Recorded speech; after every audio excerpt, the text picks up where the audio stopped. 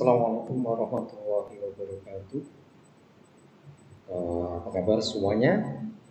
Eh, Hari ini kita akan melanjutkan perkuliahan kita, yaitu dengan membahas tentang tema kedudukan akhlak dalam Islam dan sejarah perkembangan ilmu akhlak. Bagaimana? Sudah siap semuanya? Oke.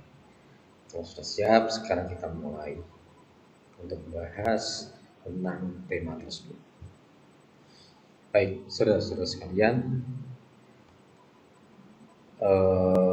akhlak itu menjadi tema sentral dengan alasan beberapa hal, diantaranya yang pertama,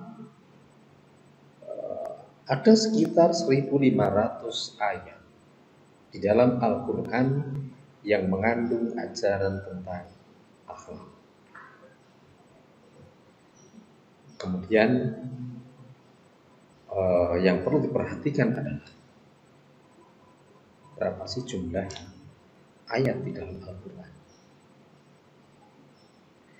Nah, setelah itu dibandingkan, sehingga 1.500 ayat ini jika dibandingkan dengan ayat-ayat yang lain yang membahas tentang tema-tema yang selain akhlak, kira-kira 1.500 ayat yang mengandung ajaran akhlak ini termasuk dominan atau tidak. Nah, kemudian setelah ditelusuri lagi, hampir seperempat kandungan Al-Quran berbicara tentang akhlak. Hampir seperempat. Padahal dalam Al-Quran itu banyak sekali tema-tema yang dibahas selain tentang akhlak. Ada yang tentang kisah, berkenaan dengan hukum, ekonomi, dan lain-lain.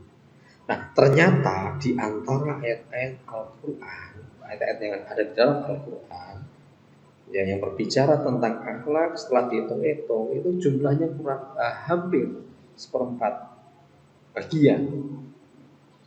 Nah, ini menunjukkan apa?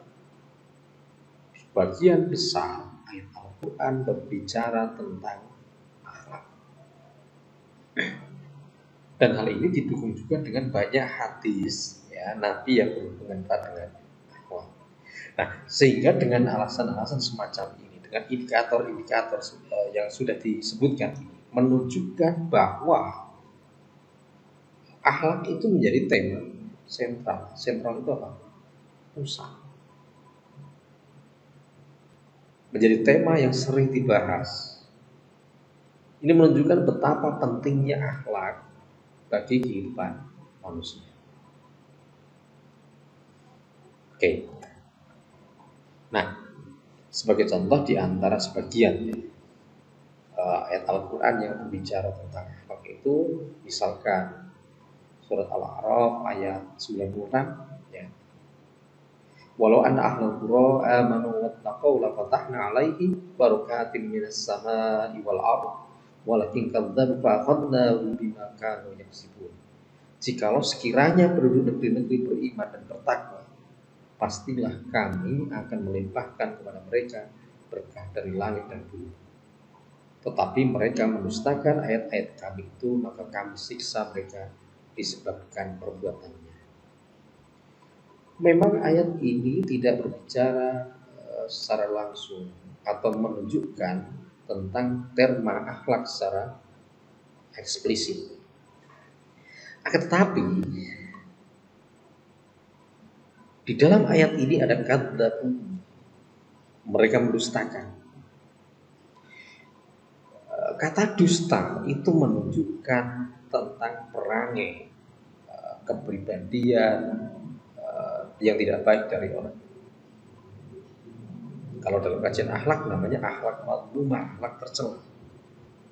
Nah, maka ayat ini juga dikategorikan di dalam ayat yang berbicara tentang tema akhlak. Nah, ini contohnya. Kemudian ada lagi, faman ya'mal mithqala dzarratin khairan yarah wa man ya'mal mithqala dzarratin syarran yarah. Barang siapa yang mengerjakan kebaikan seperantara pun, niscaya dia akan melihatnya. Dan barang siapa yang mengerjakan kejahatan seberapa pun, niscaya dia akan melihat balasan itu. Nah, di sini ada indikator, ada indikator yang menunjukkan tentang perbuatan di sini. Baik itu perbuatan yang mulia maupun perbuatan yang tidak, masing-masing perbuatan itu ada balasannya. Nah, sekaligus di sini menunjukkan adanya perbincangan tentang tema akhlak, sekalipun tidak menyebutkan tema akhlak secara eksplisit. Baik, kita lanjut.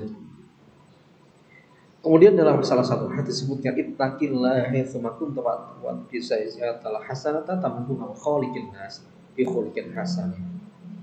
Bertakwalah kamu kepada Allah dimanapun kamu berada, dan inilah perbuatan jahat dengan perbuatan baik, maka kebaikan itu akan menghapuskannya, dan pergaulilah manusia dengan akhlak yang baik. Nah, kata khuliq di sini serumur dengan kata akhlak di sini. Oke, nah ini adalah hadis yang menunjukkan tentang tema yang berkaitan dengan akhlak.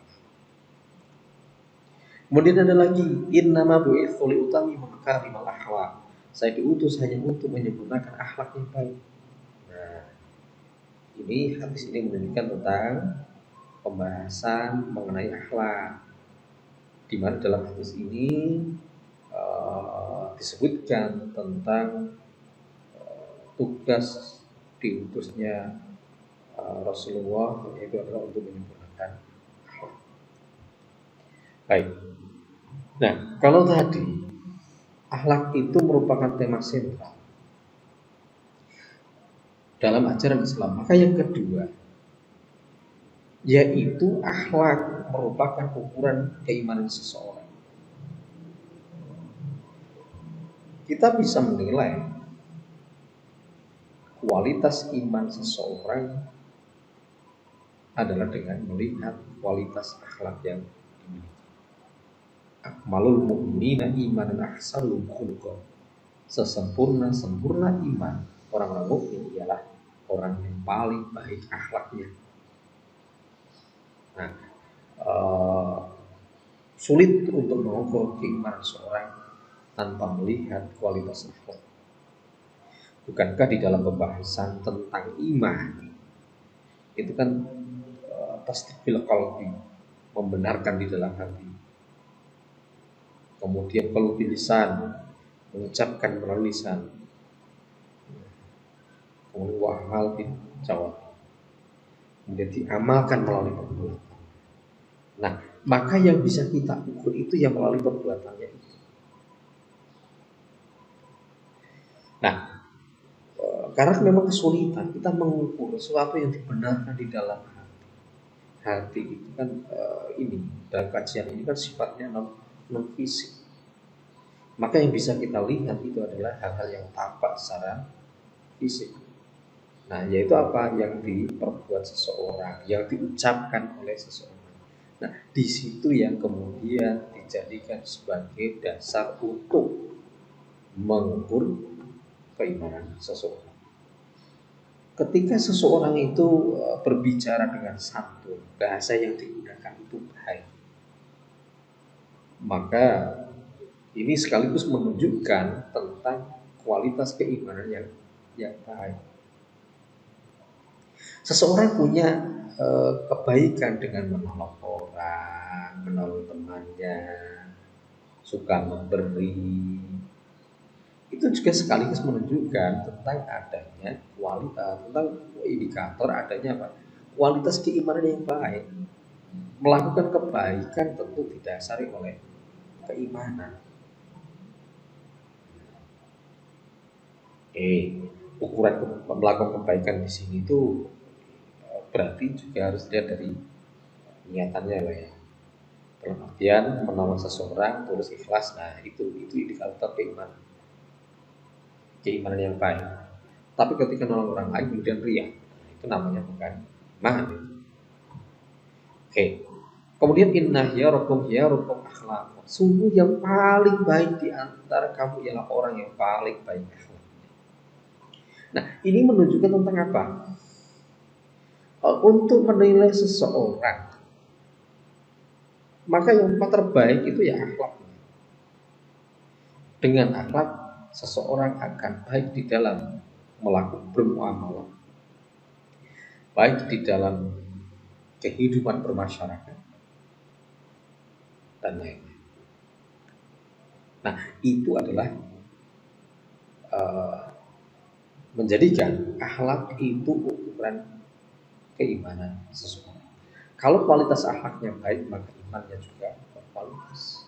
Tapi kalau akhlaknya buruk, peranginya buruk, maka menunjukkan rendahnya kualitas keimanan seseorang. Oke.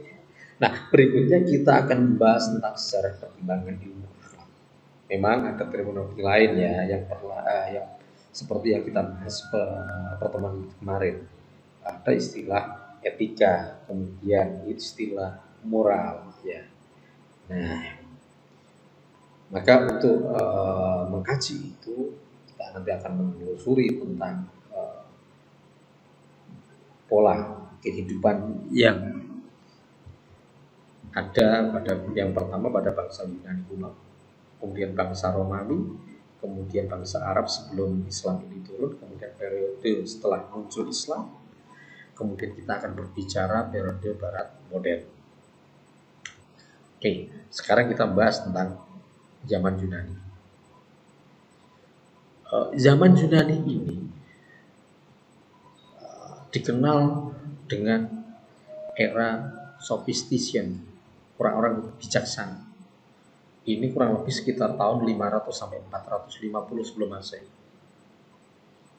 Nah, dasar yang digunakan untuk membangun akhlak adalah ilmu filsafat. Sehingga corak akhlaknya adalah filosofis. Memang pada era-era itu ya di Yunani itu banyak sekali para filosof ya. Yang mana filosof ini dikenal dengan bijaksananya. Nah, kemudian kajian filsafat yang bertumbuh pada kajian mendalam terhadap potensi kejiwaan yang terdapat dalam diri manusia atau antroposentris. Nah, karena memang dasar yang digunakan untuk membangun akhlak itu adalah ilmu filsafat, maka corak akhlaknya adalah filosofis. Dan ini berpusat pada manusia, atau manusia yang mengembangkan antroposentris. Barangkali dalam istilah lainnya maksudnya ke wilayah etika. Artinya untuk menentukan perbuatan itu dinilai baik atau buruk tergantung dari cara dan juga pengetahuan yang dimiliki oleh manusia di dalam menentukan penilaian tersebut. Oke. Nah, berikutnya zaman Romawi. Ini kira-kira abad pertengahan masyarakat Eropa ini dikuasai oleh gereja. Sehingga di sini ada pertarungan kekuasaan agama di situ. Nah, pada waktu itu gereja berkeyakinan wahyu benar adanya. Ya, karena memang wahyu itu sifatnya absolut. Nah, kemudian ada kecenderungan untuk menolak penggunaan akal pikiran termasuk produk filsafat. Ini berbeda dengan Yunani. Kalau Yunani itu penggunaan akal pikiran itu sangat dominan. Nah, ketika zaman Romawi ini sudah berbeda. Penggunaan akal ini mengalami reduksi. Sehingga produk filsafat tidak dominan di sini. Meski demikian, ada sebagian yang masih menggunakan produk filsafat. Nah, maka corak akhlak yang berlaku pada masa ini adalah perpaduan antara filsafat Yunani kuno dan ajaran Nasrani. Nah, di antara tokohnya antara lain Apella yang hidup pada tahun 1079 sampai 1142. Kemudian ada lagi Thomas Aquinas yang hidup sekitar 1226 sampai 1274. Oke. Nah, kemudian kita berbicara tentang perkembangan ilmu akhlak pada bangsa Arab sebelum Islam. Pada era ini belum ada ada tokoh yang menonjol dalam hal filsafat seperti peradaban Yunani kuno. Akan tetapi bangsa Arab pada era ini memiliki tradisi di bidang syair-syair yang mempunyai corak perkembangan akhlak meskipun masih dalam kadar yang minim.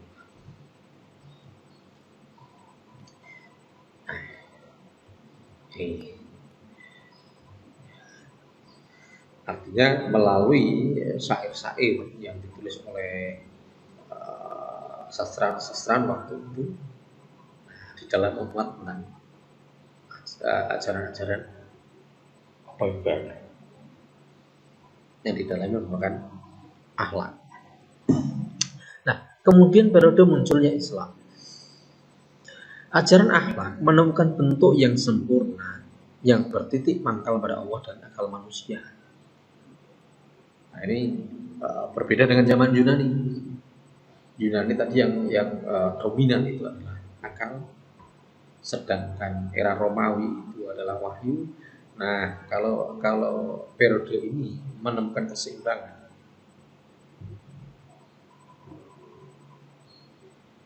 Nah, kemudian ajaran Islam menuntut umat manusia memperoleh keselamatan dan kesejahteraan hidup. Ajaran didasarkan pada wahyu Allah dan penghargaan terhadap akal manusia. Artinya wahyu yang diturunkan oleh Allah ini menjadi pedoman hidup. Nah, di samping itu juga memberikan penghargaan terhadap akal manusia. Akal manusia, dengan akal manusia bisa memahami wahyu yang diturunkan oleh Allah.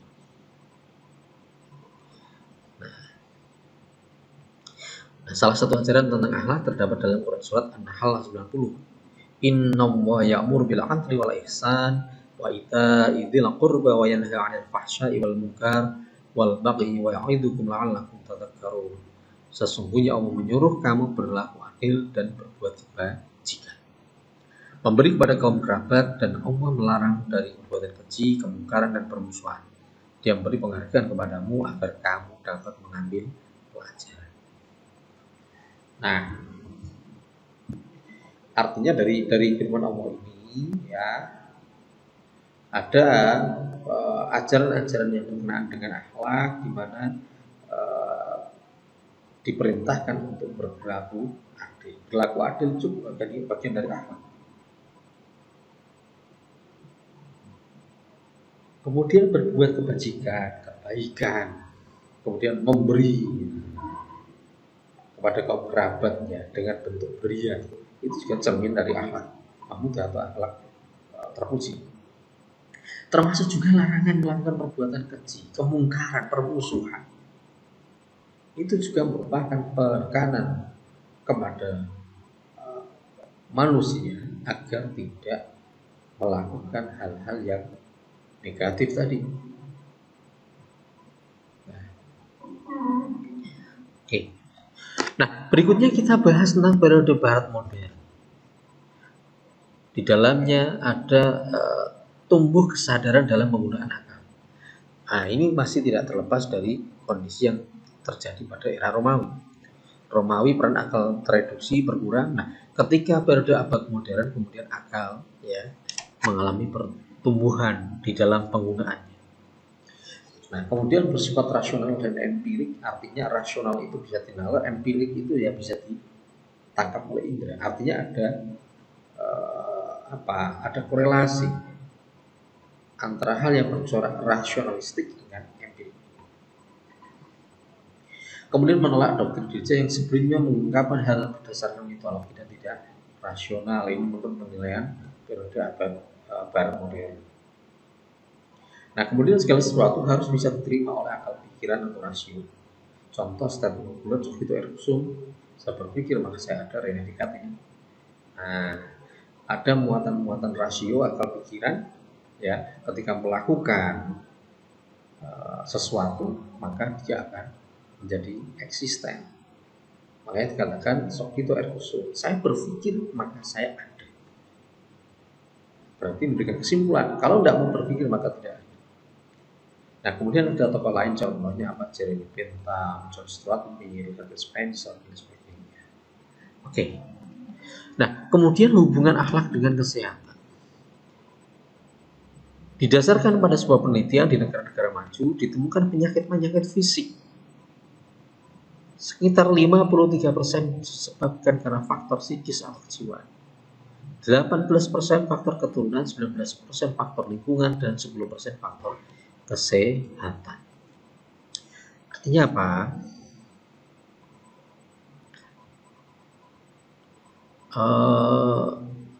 Faktor psikis atau kejiwaan yang menjadi penyebab atau pemicu timbulnya penyakit-penyakit.